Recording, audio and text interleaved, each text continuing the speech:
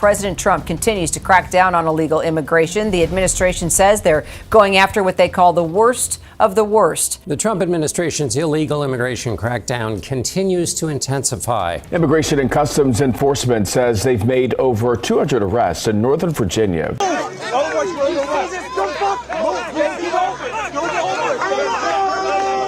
While you were sleeping, there was a war in Virginia. A war for the safety of your community, for the security of your family, and for the rule of law in this country. President Donald Trump says his crackdown on illegal immigration is making our country safer. The enemy in this war isn't who the mainstream media tells you it is. It's not a political party or an ideology that you can debate.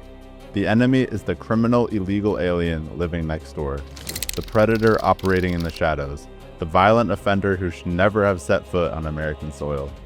While news desks are obsessed with political theater, the men and women of ICE are doing the job that no one else will, hunting down the worst of the worst. And just days ago, right here in Virginia, they delivered a stunning blow. Now, this comes a day after 10 men were taken into custody as they appeared at immigration court in Northern Virginia. This is the story they don't want you to see. This is the truth about who ICE is really targeting. Chapter 1, The Case Files. Our political opponents and their media allies love to talk about non-criminal immigrants. They paint a picture of ICE agents kicking down doors to arrest landscapers and dishwashers. It's a lie, a deliberate, dangerous lie designed to gut our immigration enforcement and vilify the brave officers protecting us. So today, we're going to do something radical. We're going to ignore the rhetoric and look at the facts. We're going to open the case files from this Virginia operation and see exactly who was arrested.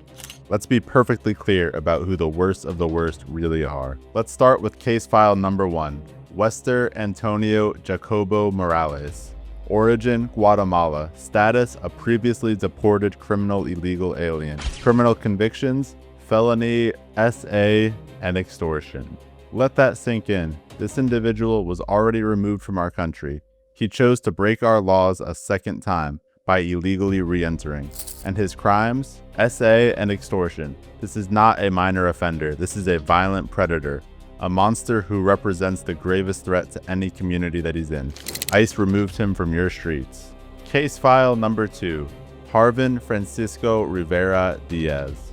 Origin, Nicaragua. Status, illegally crossed the southern border in 2022. Criminal convictions, carnal knowledge of a child. This is where the media's silence is deafening. This individual who entered the country under the previous administration's failed policies is a convicted felon for a horrific crime against a child. He is the definition of the worst, and he was living among us until ICE did their job. Federal authorities announced 1,400 immigration arrests across Massachusetts on Thursday. Case number 3, Daniel Sac Pazan. Origin, Guatemala. Status, subject to a final order of removal for over a decade. Criminal history, aggravated assault of a family member with a weapon. For more than 10 years, this individual defied a final order from a federal judge. For more than 10 years, he remained in this country. And during that time, his alleged actions included violently attacking a member of his own family with a weapon. This is the consequence of a system that rewards delay and obstruction. Case file number 4, Adolfo Flores Ramirez. Origin, El Salvador. Status, immigration violator, arrested in a Northern Virginia community. Criminal charges, DUI, domestic violence, and assault. This case file shows a pattern of violence and reckless disregard for public safety. A DUI charge alone represents a deadly threat to every driver on the road, combined with charges for domestic violence and assault. It paints a picture of an individual who is a clear and persistent danger to the public. And finally, case file number 5, Shanavin Emil Fassi. Origin, Jamaica. Status, final order of removal since 2013. Criminal convictions, trafficking in illegal substances and weapons charges. Here we have an individual who has also been defying a removal order for years. His trade, pushing illegal substances into our communities and arming himself while doing it. He represents the nexus between the illegal immigration crisis and the scourge of the drug trade and gun violence. Look at this list. SA, crimes against children, violence, drugs. This isn't a random sampling. This is a targeted operation against the most dangerous criminal illegal aliens imaginable. These are not the people the left is talking about. These are the people they are hiding. Every time you hear a politician use the phrase non-criminal immigrant, I want you to remember these faces. I want you to remember these case files. As ICE Assistant Secretary Tricia McLaughlin stated after this operation, and this is a direct quote, "These arrests underscore the reality of open border and sanctuary policies that allowed criminals around the world to come to America and roam free across our country." She is exactly right. This Virginia operation isn't an isolated incident. It's a direct consequence of policy. And for every one of these animals that ICE puts in handcuffs, your community is undeniably safer. Chapter 2, The Obstruction Playbook, How the System Protects Criminal Illegal Aliens. So we've seen the targets, we've seen the worst of the worst taken off the streets in a decisive operation. That's the good news. But it also leads to an obvious and infuriating question. How were these criminals here in the first place? How does a man with a final deportation order for over a decade like Daniel Sakpazan continue to walk free? How does a convicted criminal like Wester Antonio Jacobo Morales, who was already deported once, simply come back? The answer is that ICE isn't just fighting criminals. They are fighting a system, a deliberate, well-funded, and cynical obstruction playbook designed to protect these very individuals at every single turn. This playbook has three main components, and understanding them is key to understanding why the problem feels so insurmountable. It's not a lack of effort from ICE, it's a coordinated effort to stop them from doing their job. The first shield, sanctuary policies, deliberate non-cooperation. The first and most direct shield is the network of so-called sanctuary policies. These are rules enacted by left-leaning city and state governments that directly prohibit or severely limit their own law enforcement from cooperating with federal immigration authorities. What does this mean in practice?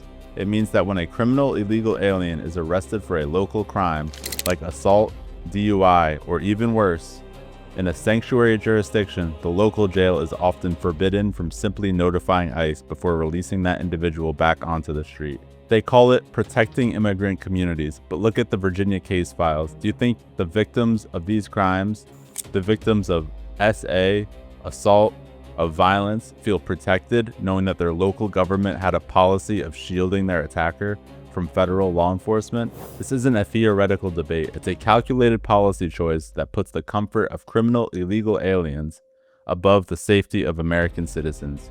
It creates a safe harbor for the very worst of the worst, allowing them to blend back into the population and continue preying on the innocent. The second shield, judicial activism, the legal roadblock. If the sanctuary policies are the local shield, then the second shield is the national one, judicial activism. We are witnessing an unprecedented use of the courts to paralyze federal immigration enforcement. A single judge, often sitting in a district court thousands of miles from the border, can issue a nationwide injunction. This is a legal order that halts an entire federal policy across all 50 states. We've seen it happen repeatedly. When the administration tries to enforce the laws passed by Congress, activist judges, many appointed by previous administrations, step in to block them. They create legal roadblocks that tie up enforcement for months, even years, in endless appeals. And the result? Policies meant to swiftly remove criminal illegal aliens are frozen, deportations are delayed, and dangerous individuals who have no legal right to be here are given years of additional time to stay in our country, time that they use to commit more crimes against our people. This legal warfare isn't about justice, it's about delay. It's about running out the clock and ensuring that enforcement can never keep pace with the problem. Every injunction is a victory for the open borders lobby and a devastating loss for public safety. The third shield, bureaucratic failure, the catch and release scam. And finally, we have the ultimate safety net for criminal illegal aliens, the bureaucratic quagmire of our own immigration system. This is the catch and release scam in its most insidious form. For years, the policy was to encounter individuals at the border, issue them a notice to appear in immigration court, and then release them into the United States. But here's the catch they never told you about. The court date was often set for 7, 8, or even 10 years in the future. And why? Because of deliberately engineering the backlog. There are currently over 3.4 million cases pending in our immigration courts. The system is so utterly clogged that it's mathematically impossible to process people in a timely manner. This creates a de facto amnesty. A criminal illegal alien knows that even if they are caught, they can appeal, they can file motions, and they can delay for a decade or more. We are rewarding them for gaming the system, and in the meantime, they remain in your community. This bureaucratic failure is the left's ultimate weapon. It guarantees that even with the best intentions and the hardest working ICE agents, the system is designed to fail. It is designed to allow millions, including the worst of the worst, to stay indefinitely. So let's be clear, this isn't an accident. It's a coordinated 3-layer defense. Sanctuary policies at the local level provide a safe haven. Judicial activism at the national level creates legal paralysis. And bureaucratic failure within the system itself guarantees endless delay. This is the real battle. It's not about arresting criminals. It's about fighting through a fortress of obstruction that has been built around them. Every time you see a politician or a pundit oppose ICE enforcement, remember this playbook. They aren't arguing about policy. They are providing cover for the worst of the worst. Chapter 3, the political calculus, why they protect the worst of the worst. So now we understand the how. We've seen the sanctuary policies, the activist judges, and the bureaucratic maze. The entire obstruction playbook designed to keep criminal illegal aliens in our communities. Ruling finding ICE is conducting illegal arrests in violation of a consent decree that limits warrantless arrests in the Chicago area of responsibility. But this leads to the most important question of all. Why?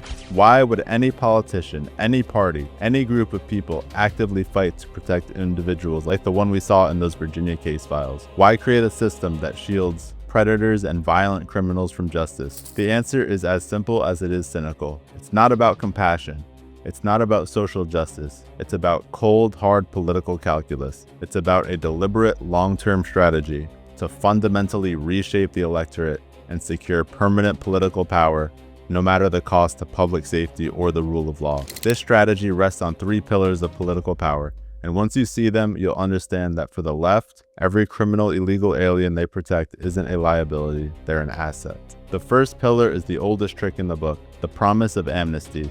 The entire open borders ecosystem operates on a simple premise: get as many people here as possible by any means necessary, and then fight for a one-time mass legalization program. Think about it, why do they oppose deporting even the worst of the worst? Because if you accept the deportation of a convicted criminal, you accept the principle of deportation itself, and that shatters the narrative they need for their ultimate goal. They need the numbers. They need the 18.6 million, a number larger than the population of many states, to become 18.6 million potential new voters.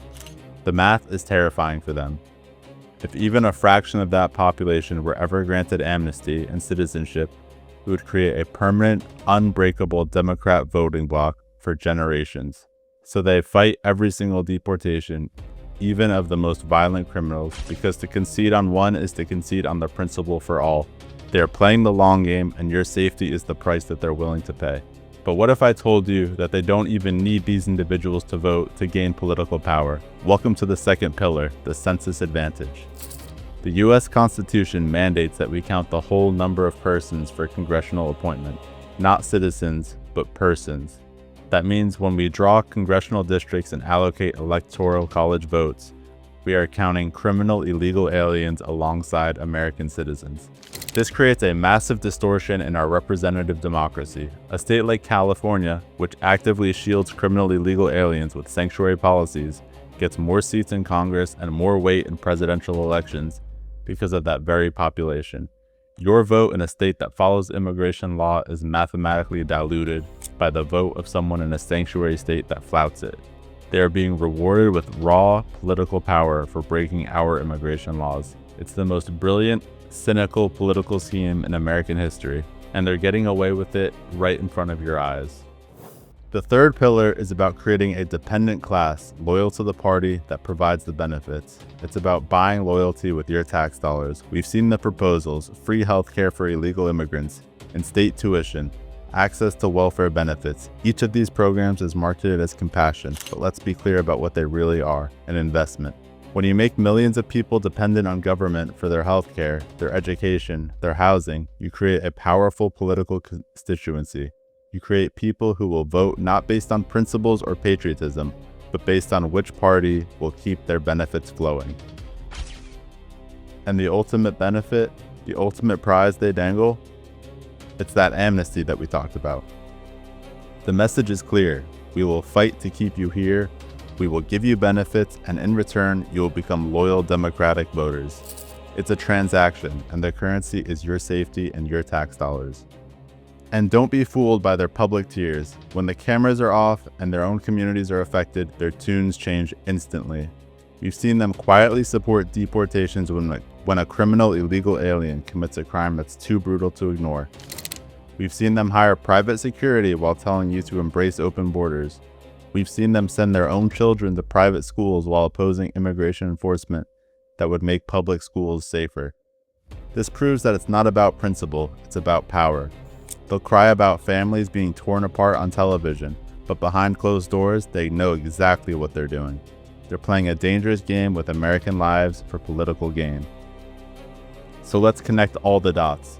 They protect criminal illegal aliens through sanctuary policies and legal challenges to inflate their population numbers for political power while making them dependent on government benefits, all setting the stage for mass amnesty and a permanent political majority. This isn't a conspiracy theory, it's a political business plan. And the Virginia case files we opened at the start of this video, those aren't just criminals. To the political left, those are future voters. Those are pawns in their game for permanent power. Those are pawns in their game for permanent power. They have made a calculated decision that your safety is an acceptable price to pay for their political victory. The only question that remains is, will we let them get away with it?